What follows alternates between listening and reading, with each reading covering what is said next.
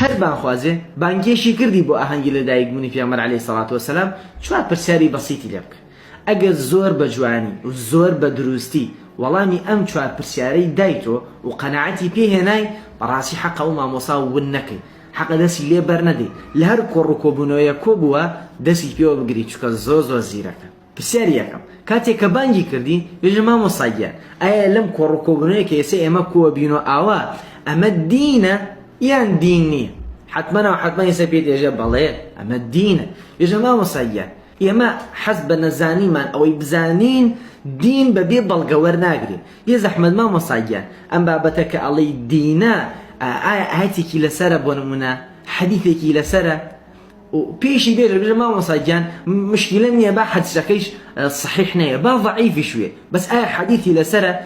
پرسیاری دووەم بێژە مامۆساگیان ئێمە کەوا ئێستا کۆبینەتۆ و ئەم مناسەبەیە ئەگێڕین شوێن کێ کەوتینە؟ ئەمە سونەتی کێیە؟ ئەگەر سونەتی پێغەمبەر صلی الله علیه وسلم نەوێ و ئین سەحابەکان نەوێ و ئین تابعین نەوێ باشە مامۆساگیان ئێمە ئەمە شوێن کێ کەوتینە؟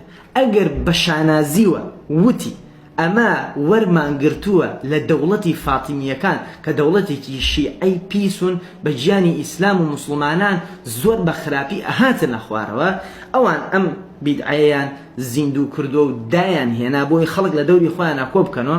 ئەگەر ئەو مامۆسا بەڕێزە زۆر بە شانازی وتی ئێمە لە ئەو وەرمانگرتووە و شوێنی هەنگاوی ئەوان کەوتوینە لەمەیە، ئەوە ئیتر تۆ ئەگەر لە دوای ئەم قسەیەش هەر شوێنی بکەویت بەڕاستی حەقی هەموو شتێکی. ئەچینە پرسیاری سێم کەمێ قورستر. زۆربەی و مامۆسانەی کە بانگەشەی ئاهەنگی لەدایکبوونی پێغەمبەر عەلەیهی سەڵات وەسەلامەکەن و خەڵک لە دەور خۆیانە کۆ ئەکەنەوە کەسانێکی مەذهەبین، یعنی چی؟ یعنی دەستیان گرتووە بە مەذهەبێ فقه و عەقیدە لەڕێی ئەو مەذهەبە بۆ خەڵکی باسەکەن تێ شافعی بێ حەنەفی بێ هەرچیە کرد. بێژە مامۆساگیان خۆ تۆ ماوەیە بەلە ئیسا حەزت کرد کوردستان هەمووی بخەیتە سەر مەذهەبی ئیمامی شافعی بکەیتە مەذهبێکی ڕەسمی. باشە مامۆساگیان بێ زەحمەت ئێمە ئەو کتێبانەی لەسەر مەذهبی ئیمامی شافعی خوێنین و لەسەر ئەو مەذهبە بۆ نمونە لا نادەین. مامۆسا ئایا ئەمە لە مەذهبی ئیمامی شافعیە هاتووە؟ ئایا ئیمامی شافعی خۆی کە سەری مەذهبەکەیە ئەو پیاوە بەڕێزە ئەو پیاوە لە خوا ترسە کە لە من و تۆ لە خوا ترسترە ئەو کردی؟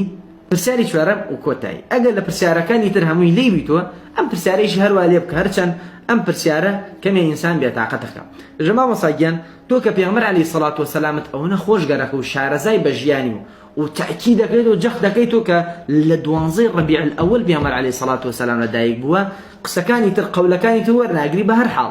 ئەی مامۆسا بێ زەحمەت جمهوری زانایان ڕاستەهێژنی لە 12 ڕەبیع الئەوەل پێغەمبەر عەلەیهی سەڵات وەسەلام وفاتی کردووە؟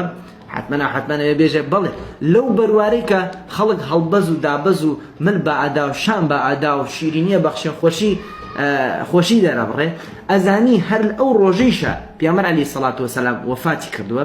جالێ بپرسە بێژە مامۆسا منطقیە پێغەمبەرێک بەو نازاریە لە دایک و باوکمان زیاتر خۆشمانگەرەکە لە بەروارێک وفاتی کردووە ئێمە خۆشی تیا دەربڕین؟ جا بزان چۆن وەڵام دەداتەوە.